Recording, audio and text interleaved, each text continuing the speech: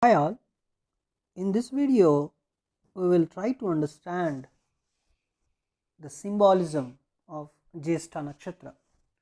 The symbolism is not just like it's for the sake of symbolism, right? It actually it reflects some meaning of the Jyeshta Nakshatra, the important meaning of Jyeshta Nakshatra. It reveals, it reflects.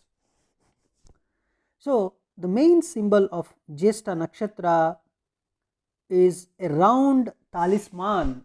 Round talisman. You can see the round talisman. You can just Google it. So round talisman is used for the protection, basically, right? So Jyeshta Nakshatra is giving us a sense of protection, right?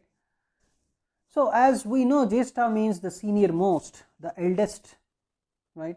So the very responsibility of any eldest person or a senior most person is to protect.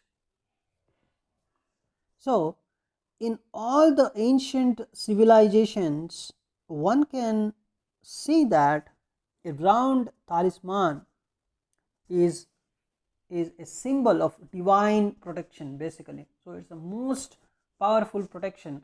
It is signifying that Jyeshta people try to protect others, so they may not do anything for their own sake, but if other person is seeking their help, they try to protect others. And this trying to protect others is also to gain some kind of respectable position, sometimes to gain some kind of respect, sometimes, right? So Jyeshta Nakshatra energy, whether it is Jyeshta Lagna or Jyeshta moon or any prominent planet in the Jyeshta Nakshatra, gives a person a tendency to promise to protect others or to directly protect others. So for protecting others, they do something, right? So in many cases, one can find that it is also a symbol. So we can also observe that this particular round talisman is also a symbol of authoritarian position. So Jyeshta Nakshatra energy gives a person to go to some kind of authoritative positions in the society or in the government jobs, right? So Jyeshta energy is like that. So if some benefic planet is sitting in the Jyeshta Nakshatra, benefic planet to the Lagna, basically, right? If it is sitting in the Jyeshta Nakshatra, then it is very much possible that the person can go to some good levels in the government or in some authoritative position. The person can be posted, right? We will talk about different padas of Jyeshta Nakshatra in some other video. There I will explain you which planets are very good in different padas of Jyeshta Nakshatra.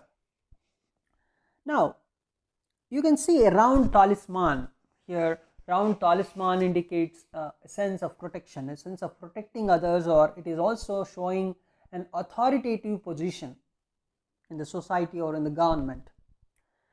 And another symbolism for Jyeshta Nakshatra is a circular ear ring. So it is also a kind of round talisman, right?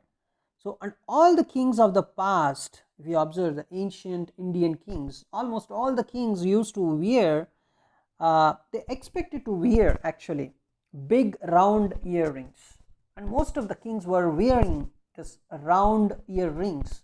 So whenever a person is wearing a round thing, generally what happens is the person looks like a person with some power, a person with some authority. So the circular thing gives that energy. So for others So when you see a person wearing some round things, just observe, a person looks like a person with some authority, a person with some power, right? Because circular things provide that kind of sense basically for the viewers, right? So you just wear a circular thing and just see how the people looking at you can perceive you. They perceive you as a person with some power, right? So in the ancient Indian culture, almost all the kings used to wear a very big circular rings, right? So earring is also the symbol of Jyeshta Nakshatra, not only the round talisman. So round talisman is one of the symbols of Jyeshta Nakshatra, showing a power to protect or showing some authoritative position, and also earring is also giving us a sense of power, right? So earring is also another symbolism for Jyeshta Nakshatra. So round talisman or earring or a ring, these are all considered to be related to the governing forces of the universe. In the universe also, so many powerful things, so many powers, the universal functioning powers, they look in the circular shape only, if you observe, right? So circular things, they reflect a sense of power basically. So, and you can think all wise men have known throughout the ages, everything in nature happens in circles.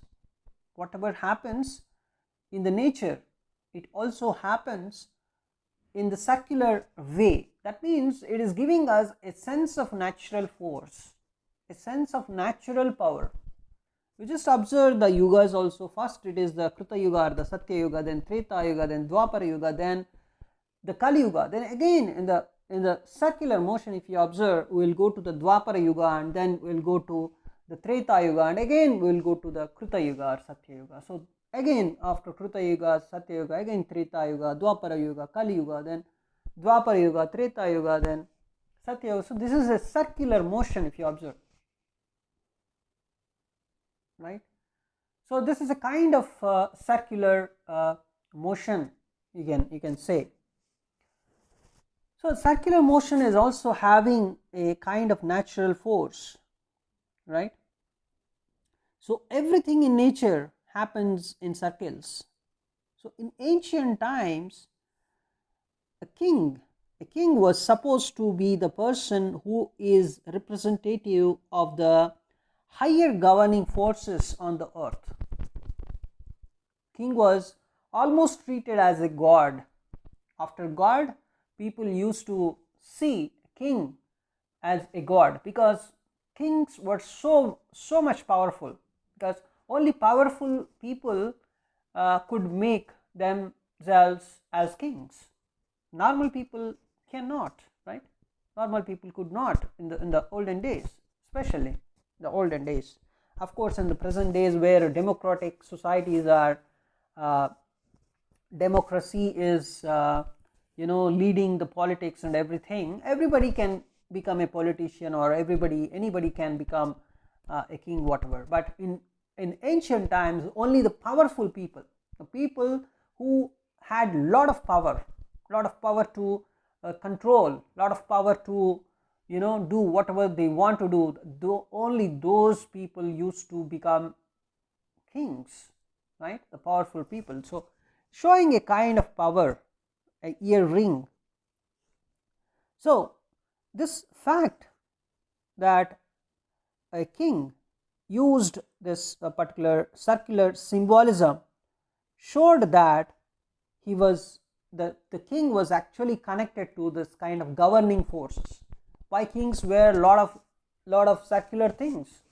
On hand a circular thing, on ears they used to wear a circular thing, and on neck also they were using some circular things. Everything circles, right? Showing power, reflecting some kind of authoritative position. So the most important example, if you want to see in the occult sciences also, in the ancient Indian temples, most of the temples have this kind of symbolism. The symbolism is a kind of it's something like Ouroboros. We say it's Ouroboros is nothing but it's a coiled snake swallowing its own tail. A coiled snake swallowing its own tail, that is the representation of the Kundalini energy, right? The serpent symbolism that is related to Rahu Ketu, and also the Kundalini energy, Kundalini Shakti we generally say, right? So just imagine the Kundalini Shakti is also represented as a circular thing, coiled snake swallowing its own tail, right? The Ouroboros. So this is also, this you can see in ancient Indian temples. So in the current world where all the people are running after the materialistic things, very a few people are practicing this Kundalini awakening and all this stuff. But in ancient Vedic culture, almost most of the people, their main motive was to attain moksha. Motive was to liberate themselves, right? Liberation was the main goal of life that time. So that Kundalini Shakti symbolism is very much powerful, and it is also in the circular fashion. Just imagine showing it's the circular symbolism. So Jyeshta people are basically they have the power to get some authoritative positions. That is the representation here. And another symbolism for Jyeshta Nakshatra is an umbrella. So umbrella is you can also see its basic, what is the basic functioning of an umbrella? It is to protect anybody from rain, sun or wind, right? Anything, from anything an umbrella can protect. What is the meaning of it? Umbrella protecting you from rain, sun or wind. What is that? So these are all the rain, sun and wind. These are all the natural forces, right? The nature's forces. They're very natural. And an umbrella is protecting you from all the natural forces. What do you mean by that? Natural forces are so powerful, but still an umbrella can protect you. So umbrella is one of the, it is showing a power of controlling or getting protected even from the natural powerful forces, right? So that is the sense of umbrella here. That is the meaning of the symbolism. So in the same way, this nakshatra is supposed to provide protection against the universal forces, not only the natural forces. This nakshatra is supposed to provide some kind of universal forces also, right? So if you have some prominent Jyeshta energy in your horoscope, then that is very good basically, right? But of course there are some negative traits of Jyeshta energy also. We'll talk about that in other videos, right? So this is the reason why. So it is showing the power to protect you from the natural forces, to protect you from the universal forces, right? So this is the reason why all kings and queens in olden days never went out without an umbrella on top of their head, right? It's showing a kind of, it's a sense of power, it's showing a sense of authority, right? Just see a person having an umbrella, showing a kind of power, showing a kind of status also. In olden days, in ancient Indian culture, having an umbrella is also, it is reflecting a kind of status, right? So it was the most visible royal status, you can say, in the olden days. So the protection concept is coming here. So the protection usually it comes about through a detailed understanding of the occult knowledge of universal functionings. So here we are also explaining something about the occult knowledge, because whenever you talk about Jyeshta energy, you should talk about the occult knowledge. So Jyeshta energy people very much naturally they can get this occult sciences and occult knowledge related stuff, right? They are very much interested, and also they get it by default, that kind of sense, that kind of because to activate Jyeshta energy, it is, you should practice occult sciences. That is also one thing, and there is no need that no need to tell a Jyeshta energy person to practice occult sciences. By default they do it. By default, with the natural force itself, they will get attracted to the occult sciences or whatever, and they try to do something. They are very good in that. If they practice. We'll talk about this much more in detail when we talk about different pathas of Jyeshta energy. So they are very much they have that understanding, the detailed understanding. Understanding is also very much detailed understanding of the occult knowledge related to the universal functions. And in a way, the priestly class was the protective shield for a king. You can understand, right? So when you activate Jyeshta energy, your Jyeshta energy is activated through occult practices, and once it is activated, it acts like a protection for you. The occult knowledge for Jyeshta energy people, it acts like a protection layer. See, the occult practices in the ancient culture generally done.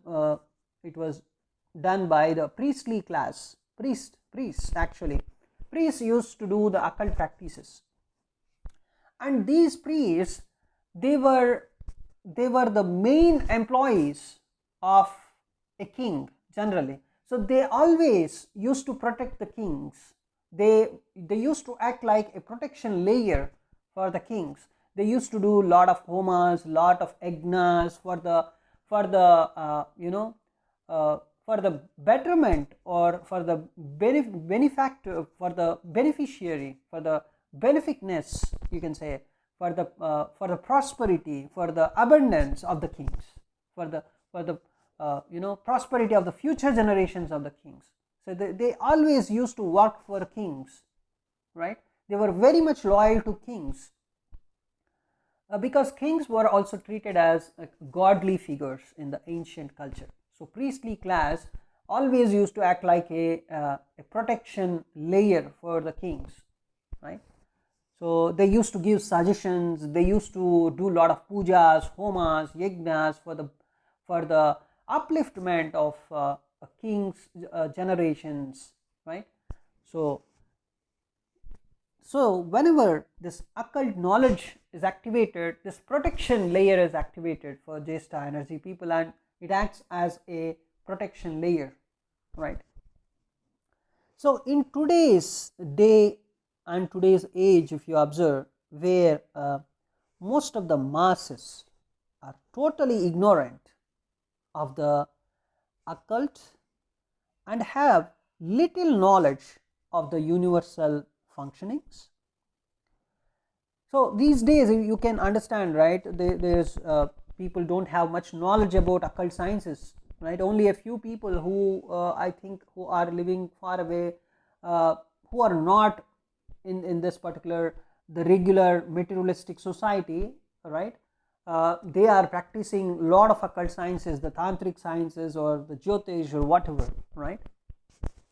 So in the present age, there are a few people who are practicing these occult sciences, and they have some knowledge of universal functioning also, but most of the people don't have occult knowledge. Most of the people have little knowledge of this universal functioning, right? So in this particular age, the truly protective aspect of this nakshatra is not seen much, right? It's rarely seen, you can say. It's something like, based on yuga, dharma changes. And you just imagine, giving an example, if you see the Swati Nakshatra energy. Swati Nakshatra energy was very much pure in Treta Yuga, where Lord Hanuman was born with the impact of Swati Nakshatra energy. He was a son of wind, Hanuman, right?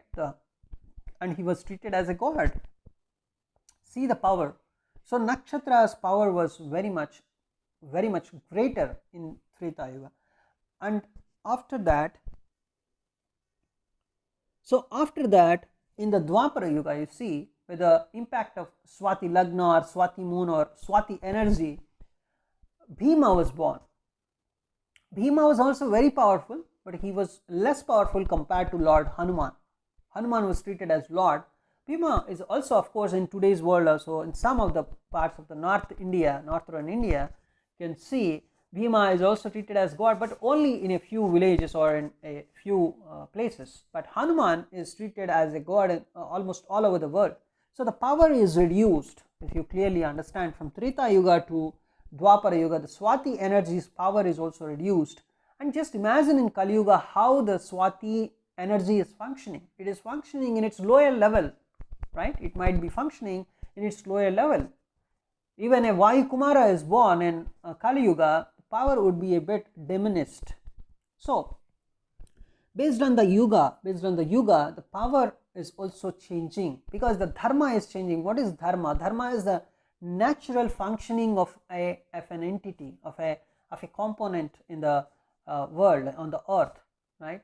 So even in the Treta Yuga people were different, and in Dwapara Yuga people were different, and now the people are different, right? So even the humans are changing. The human energy, right, is also changing.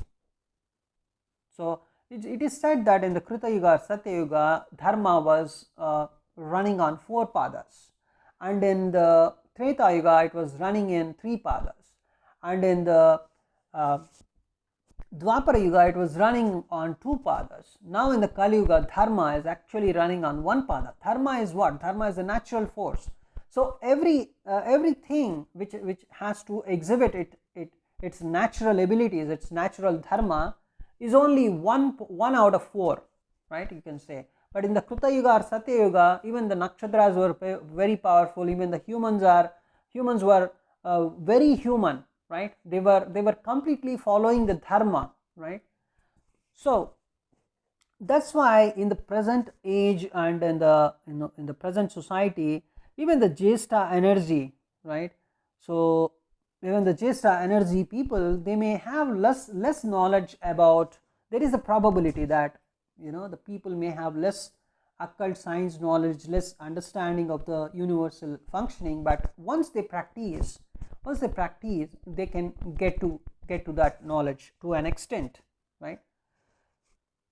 So this protective aspect also, Jyeshta people were actually very much protective in the Treta Yuga and in the Dwapara Yuga also, but in the age of Kali you can see the protectiveness is also a bit reduced.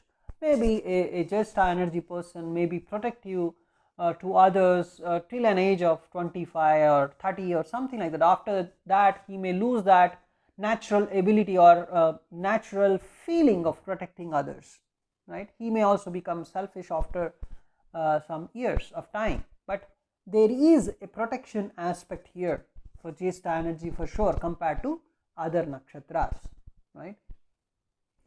Or in the age of Kali, the protection can be to show their own ability, to show to gain some respectable position. This protecting aspect is coming into the picture, right? Now, so you can see this quality is reduced. So however, the politicians and the ruling class of today, they do take the aid of occult practices in secret, if you observe, right, away from the public view. They follow this occult practices. They are believing in this occult sciences and all this stuff to protect their own power and position. Even the politicians are following some occult practices and all this stuff. So there is a sense of this occult sciences energy is still running on, but to an extent it is reduced to an extent, right. So in olden days the ruling class was mainly into they were maintaining priests. Actually they were giving a lot of money to priests, they were following the priest's words. See, they were they were very wise. Actually the time, even the time the occult practices and occult sciences, they were working very powerfully. The people were also very much knowledgeable, the priests were also very much knowledgeable. That's why even the kings used to completely obey whatever they used to say, because they were giving results that time, right, very clearly, because the universal functionings were very much proper, and also the people were also very powerful. They were following the dharma, they had the dharma aspect in their own self. So that time it was very powerful. So this is the symbolism. So Jyeshta energy is giving us a symbolism of protection, a symbolism for authoritativeness. People of Jyeshta energy generally they protect others, they try to protect others. So if something they have to do, if some responsibility they have to take for their own sake, they may not be very much interested to take. For others, they like to take the responsibility so that they can gain some respect, or they can become they can be in some respectable position, or they can show their capability or something. At least for this sake they try to protect others, they try to take the responsibility of others, they have this tendency. That is the energy of Jyeshta, right. So that is the symbolism, the round talisman, or the earrings, or the circular shapes and all the stuff here is showing the symbolism of protection. And even the umbrella symbolism is showing us a protection from natural forces like sun, wind and also rain, right. So this is the symbolism concept for Jyeshta energy. So in some of the video we'll try to talk about some other things of Jyeshta energy. Thanks for watching this video.